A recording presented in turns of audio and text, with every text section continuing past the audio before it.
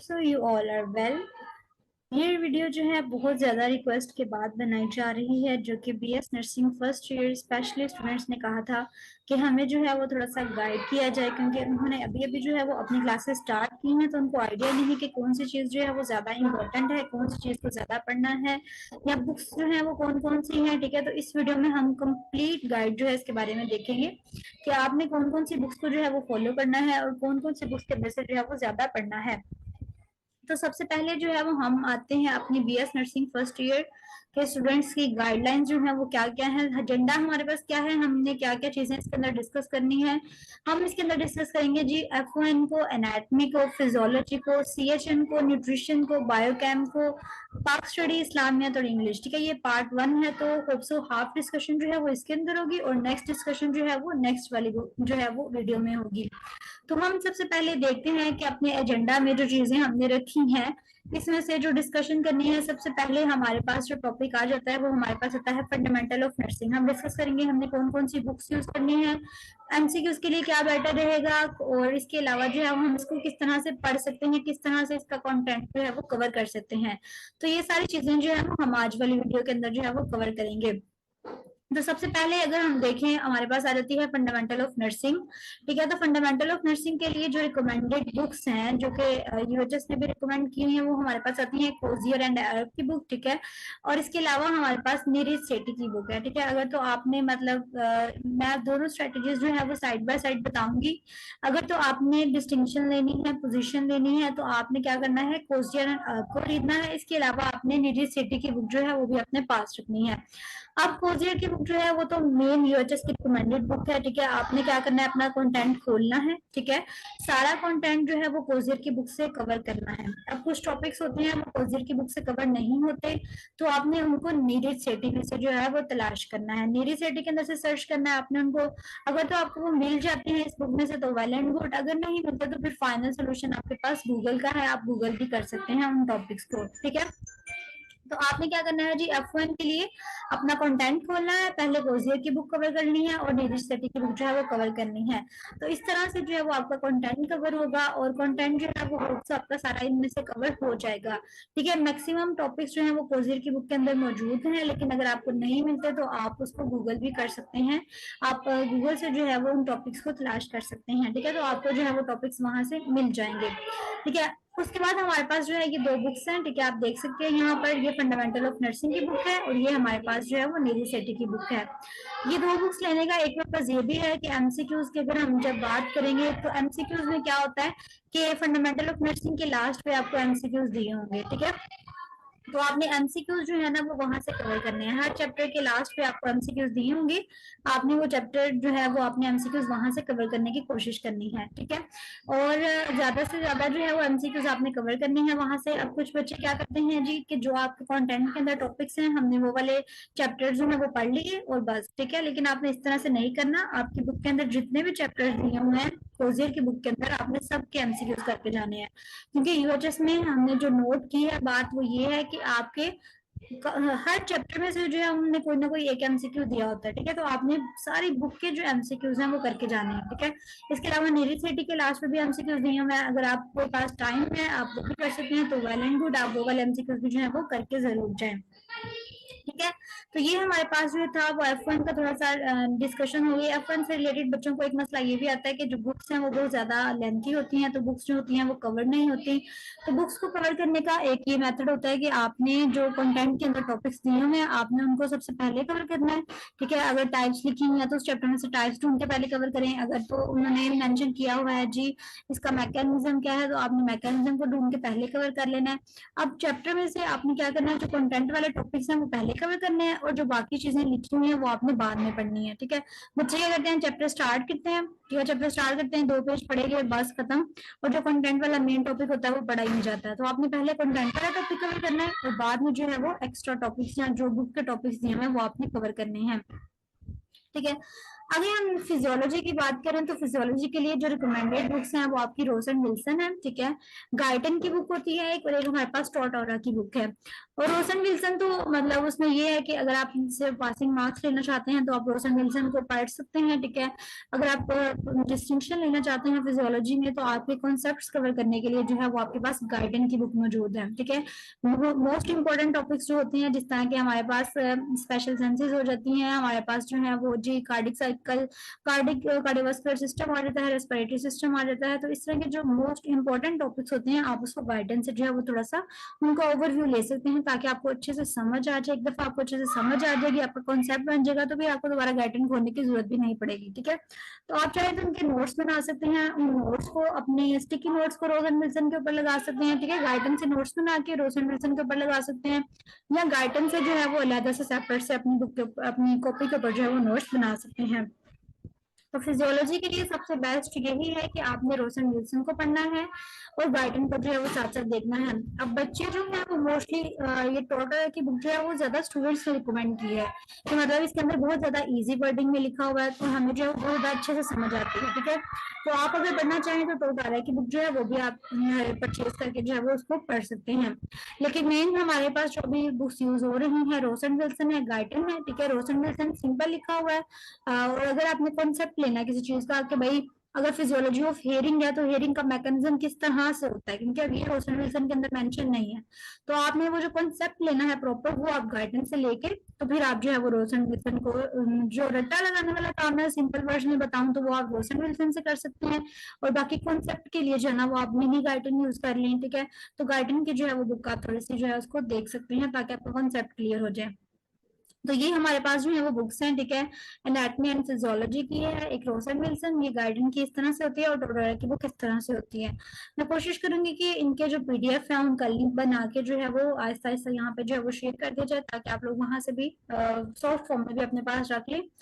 MCQs की अगर हम बात करें तो जो फिजियोलॉजी के एमसीक्यूज होते हैं वो हमारे पास मोस्टली कंसेप्चुअल होते हैं, ठीक है। मतलब कि आपने जो पढ़ा होता है आपकी फिजियो की जो बुक है उसमें से आ सकते हैं, ठीक है। आपने जो गाइडेंस से कॉन्सेप्ट लिए होंगे उससे क्लियर हो सकते हैं।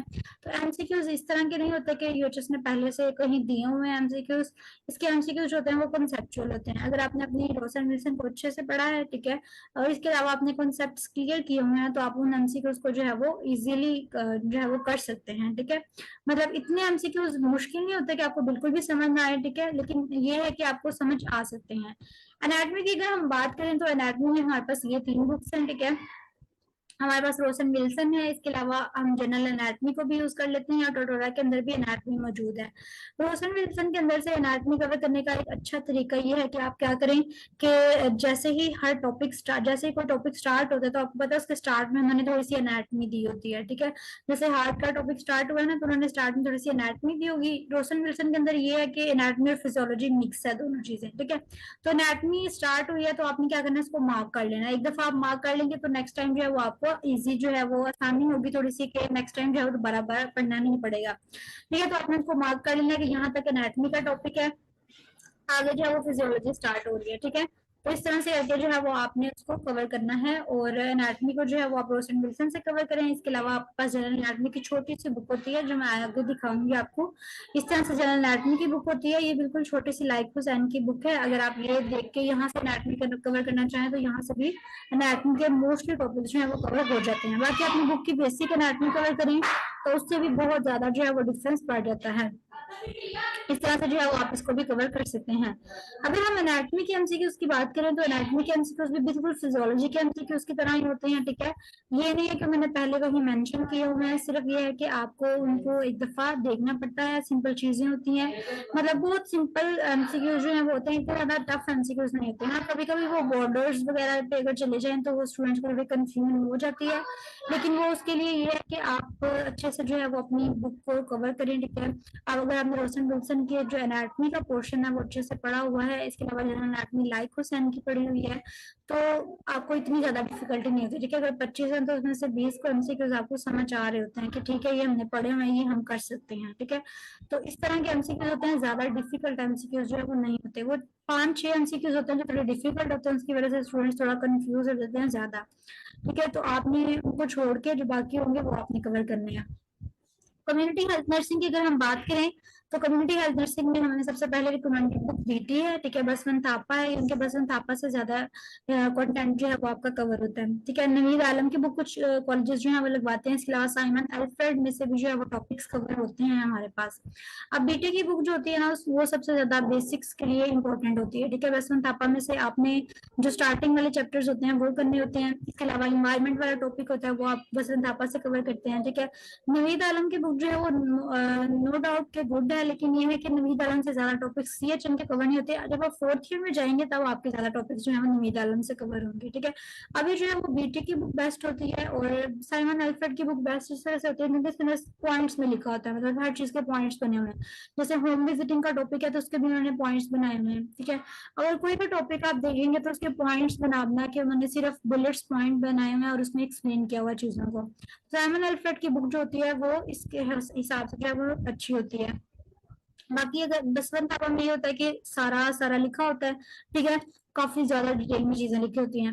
साइमन अल्फ्रेड ने क्या किया कि बसवंत थापा के जो टॉपिक्स थे उसको पकड़ के थोड़ा सा डिटेल जो थी उसको बुलेट्स में कर दिया हुआ है, ठीक है। तो आप ये दोनों बुक्स जो होती हैं वो ज्यादा बेस्ट होती हैं फर्स्ट ईयर के स्टूडेंट्स के लिए। तो लेकिन बसवंत थापा जो वो रिकमेंडेड बुक है, आपने उसको जो है वो जरूर रीड आउट करना है, ठीक है। पीएचसी के कुछ इंपॉर्टेंट टॉपिक्स होते हैं जो इसमें से होते हैं। इस तरह से एक नई बुक जो है वो हमारे पास आई है अमजद महमूद बेग की, कम्युनिटी हेल्थ नर्सिंग की, ठीक है। इसमें क्या है कि आपका जो कंटेंट है ना उसको कवर किया गया है, ये जो कंटेंट के टॉपिक है ना उनको कवर किया गया है और उसके हिसाब से जो है ना ये बुक जो है वो लिखी गई है। तो आप चाहें तो आप ये वाली बुक जो है community health nursing for generic BSN first year ये भी परचेज कर सकते हैं। बीटी हमारी यूएचएस की रिकमेंडेड बुक है और उसको शॉर्ट के साइमन अल्फ्रेड ने जो है वो अपनी बुक जो है कम्युनिटी हेल्थ नर्सिंग की बनाई हुई है, ठीक है। तो इस तरह से है जो इसकी डिवीजन है। एमसीक्यूज के लिए कम्युनिटी का एक बहुत पुराना एमसीक्यू बैंक है जो कि मोस्ट प्रोबेबली 700 टू 800 एमसीक्यूज पे जो है वो बना हुआ है ऐसे मिलके, तो उनको जो है वो फॉलो किया जाता है सीएचएन के एमसीक्यूज के लिए मोस्टली। इसके अलावा इसके एमसीक्यूज आपको नेट से भी मिल जाएंगे, या प्रोपोफ की वेबसाइट होती है वहां से जो है वो नर्सिंग से रिलेटेड जितने भी एमसीक्यूज होते हैं वो आपको मिल जाते हैं, तो आप वहां से जो है वो इसके एमसीक्यूज की प्रिपरेशन जो है वो कर सकते हैं। एमसीक्यू बैंक भी मैं आपको वीडियो के लास्ट डिस्क्रिप्शन में जो है वो शेयर करूंगी।